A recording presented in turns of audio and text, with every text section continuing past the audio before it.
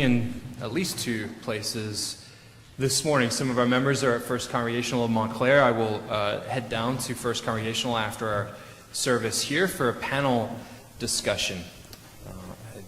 A Muslim, a Jew, and a Christian will walk into the same room together and hang out and talk about finding hope amidst violence, that violence often being labeled as sacred. 2007, there was a document compiled by Muslim scholars. It was entitled A Common Word Between Us and You. It was written by Muslims, endorsed by thousands of Muslims and Christians. It was directed at Christians. And the preamble states, Muslims and Christians together make up well over half of the world's population. Without peace and justice between these two religious communities, there can be no meaningful peace in the world. The future of the world depends on peace between Muslims and Christians. And the basis for this peace and understanding already exists. It is part of the foundational principles of both faiths: love of the one God and love of the neighbor. These principles are found over and over again in the sacred texts of Islam and Christianity. The unity of God, the necessity of love for God, and the necessity of love for the neighbor is thus the common ground between Islam and Christianity.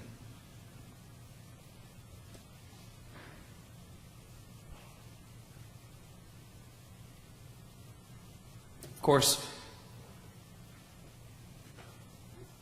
we often cite the news or the media as in some way being intentional about not holding up examples of unity between people of different religions. If you are interested in such topics, though, you can find many, many stories from all around the world of cooperation, of unity, of mutual understanding, of people being willing to sacrifice themselves and their bodies sometimes for the sake of people of other faiths. In 2013 in Norway, Muslims surrounded a Jewish synagogue to protect it. In the United Kingdom, in part of London, Jews regularly patrol Muslim neighborhoods as community watchdogs, as attacks on Muslims increased in late 2013 and on. In 2014, a Muslim held people hostage in a cafe in Sydney, Australia. A woman named Tessa Combs saw a Muslim woman removing her hijab in public, perhaps for fear of being targeted in Sydney. Tessa Combs approached her and begged her to put her hijab back on, and told her that she would ride with this Muslim woman to wherever she was going to go, which spawned the hashtag, I'll ride with you. If you're worried about being alone and riding on public transportation, wearing signs of your religion, no matter what it is, I will ride with you. If you go on Twitter and simply type in that hashtag, you will find thousands of people who are willing to take that ride with you. And yet, in our own context, understanding that history has changed, that no, I don't think we are on the verge of another Holocaust. And yet, in our own culture and in our own time, Martin Niemöller's famous quote, which has many variants, remains a subtext and an important note for us. For the willingness to see a minority, to observe a minority being scapegoated without saying much of anything, this remains prevalent in our culture. Niemöller, first they came for the socialists and I did not speak out because I was not a socialist. And then they came for the trade unionists and I did not speak out because I was not a trade unionist. And then they came for the Jews and I did not speak out because I was not a Jew. And then they came for me and there was no one left to speak for me. Niemöller was a Protestant Christian. In 1946, after the war, Niemöller wrote, "Whenever I happen to meet a Jew, I cannot but tell him, 'Dear friend, I stand in front of you But we cannot get together, for there is guilt between us. I have sinned, my people has sinned against your people and against you. We are not a society who in the future will have the barometers of its health defined by the health of the dominant culture. We will be forever defined by the health of women, minorities, including religious minorities. The same is true of every society in every time. During my Easter sermon, I documented how I had now found myself as the head coach of an under-8s boys soccer team. Yesterday we had another game that didn't quite go according to plan. We were down 6, 8, 9, something, 0 at halftime. I have to tell you, I gave the most rousing halftime speech in the history of under-8s soccer yesterday.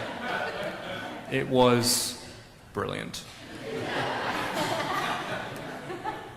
When our backs are up against the wall, it's a new half, and so it's a new day. Let's just win the next 10 minutes. Let's not worry about the whole game.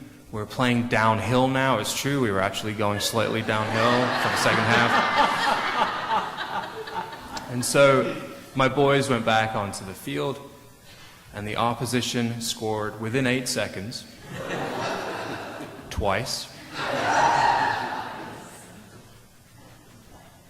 At one point, the opposition scored a goal while my defenders were tying each other's shoes. They protested to the referee about how unfair this was. The referee was unmoved.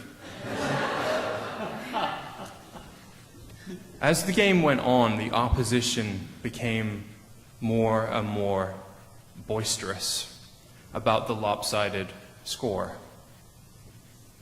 And I started feeling a little irritated. Most of their boys outweighed our boys by a significant margin. Most of their boys had played for multiple seasons as opposed to my boys, which have not. Sadness, disappointment turned to irritation. And it turned to irritation because the opposing coach began to take pity on us. Pass it 4 times before you score, boys. Okay, hang back a little bit. Don't go all out, guys. And I'm listening to him, and I'm listening to him.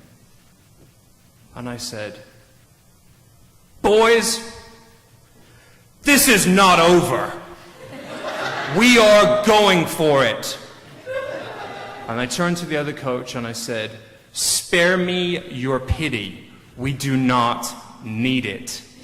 If we're going down, we are going down all the way. 16-0, 18-0, I don't care anymore. Because this has become a matter of principle about our character and our integrity. You can gloat or not gloat, but we are going down swinging.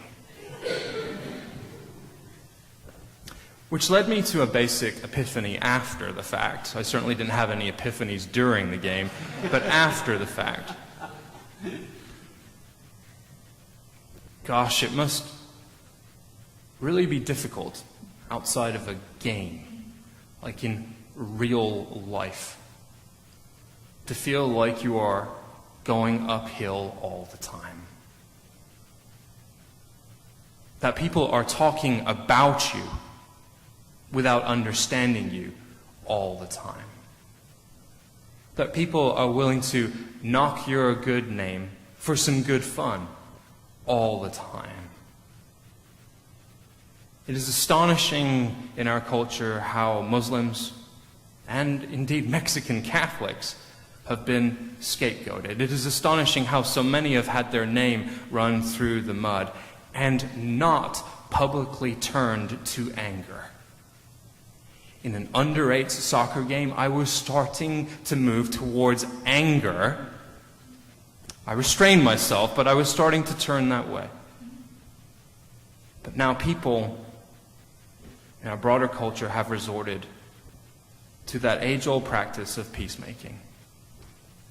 Last year, 3 Muslim women came to worship with us. They said hello after church, and they explained that they were here to build bridges and to build bridges with us, and had identified our church as a likely building block in Montclair towards that aim.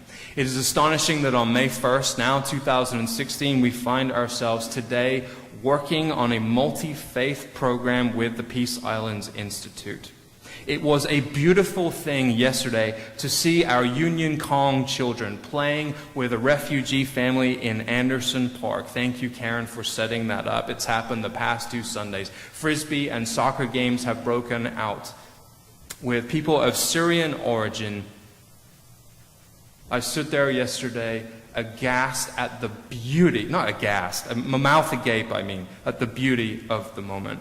It is enormously gratifying to hear a couple of our confirmands describe this as a fundamentally vital anchor point for their worldview, that the combination of instruction in our religious tradition combined with the willingness to hang out with refugee kids is a complete and utter game changer for them. Thanks be to God. As we turn to our scripture, you would think that those who are interrogating Peter would be mad at him, but be mad at him for baptizing Gentiles. There's a great amount of friction between Jews and Gentiles in this emerging Christian tradition, what is becoming the way, that is still definitely Jewish, but is kind of a splinter group. You would think that his opponents would be upset with him for having baptized these Gentiles. But you notice that the initial beef with Peter has not got anything to do with baptism and everything to do with food. They ask him, how could you eat with those people? And the reason that they ask him that is because if you eat with someone in first century society, it means that they have honor, just like you have honor if you grant them a place at the table. Peter took his cues from Jesus, who, in a way, and you may not have thought about it quite in this way before, was killed because of the way that he ate. Jesus was invited to dinner quite a bit of the time. One time, he found himself invited to the house of a Pharisee. And he tells the Pharisees, listen, if you're going to have a meal, don't just invite each other. Because you can always invite each other, and all you do is hang out with your friends and you hear the same opinions over and over again. How boring is that? Why don't you invite the crippled and the lame and the blind? And that way, they won't be able to invite you back, and it'll be a beautiful thing. That is not what you do. That is not what you do at dinner time in first century Mediterranean and Middle Eastern culture. Meals in Jesus' day, what we might view as ceremonies. A ceremony is something where people are invited and their social status does not change. Usually because they're invited as your friends, as your family, as people that you already know. They are being invited to this ceremony because of who they already are. It is all very predictable. And so a Pharisee might reach out to Jesus and invite him and give him that honor of a place at the table because they understand that he is a teacher, he is a respected person in his culture to some degree or another. They are curious about him, but they also recognize that he has honor to some degree or another. What Jesus does in saying that you should invite people who are totally different from you is change mealtime, dinner time, from a ceremony, and he turns it into a ritual.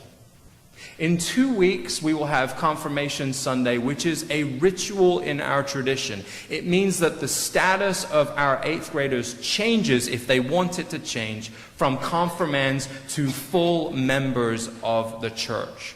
A wedding, what we call ceremony, the service is actually a ritual. Two people begin that time as single and they become married. The two become one. Their status in the eyes of the other and in the eyes of everybody else changes.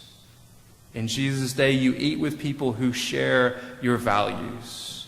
Shared table fellowship instructs others in how you are, who you are, and what you are. And Jesus dines with tax collectors. He dines with the lowest of the low. And in doing so, he is not just communicating value to them, he is also saying something about himself. That these are my people, but I am their kind of people. I am like them when we eat together. Jesus completely disrupts the idea that table fellowship is ceremony where things stand as they are. In this way, when we dine at this table, we do not participate in ceremony, we participate in ritual. We come to the table because we are being claimed by God, where we recognize that our status is not just as some guy or some woman, but as a beloved child of God. We recognize that we are strangely unique for being a child of God and not at all unique in that there are currently about 7.3 billion children of God inhabiting the planet at this particular moment in time. This is the beauty of the Christian tradition for those of us who identify as Christians, that we are able to stand as people of a particular faith, participating in ritual where our status is constantly changed by the good news of the gospel, modeling our lives on a particular person, drawing wisdom and ethics and beauty from a particular set of scriptures, and having found a particular faith within the context of Christian worship. We participate in ritual, recognizing that we are changed by God and the way in which God loves us. And at the same time, we can be and will be modern people who not only should but will do right by our Muslim neighbors and call out the mechanism of scapegoating when we see it occurring in our society. If Jesus was killed for the way that he ate, it means that he had subverted certain customs, and it also means that he was scapegoated. Of all the kinds of people in the world that ought to be sensitive to scapegoating, Christians should stand at the front of the line. When Romans executed people, they hung them on crosses, not because that was an effective or an efficient way to do it. It was because the crosses were hung outside the city walls, so those who were exiting and those who were entering the city could see what happened to traitors, could see what happened to those who ran up against the empire. And the religious institutions and the imperial powers of the day were willing to scapegoat Jesus, to blame him for a movement and for a people and for an attitude that sought out a peaceable kingdom instead of a violent one. Jesus was scapegoated. And now here we are in 2016, and it is Christians. It is Christians who are willing to scapegoat the other. So we come to the table today, acknowledging that we participate in ritual rather than ceremony. A ritual that welcomes everyone who has been invited. A ritual that transforms the status of those who participate. In our case, from people to beloved children of God, who encourages the other to never forget that they too are the beloved, the beautiful, the welcomed, and the free. May we celebrate God's goodness here in this place, but also God's goodness in the peaceable communities that exist all around the world. May God's peace be with you this morning. Amen.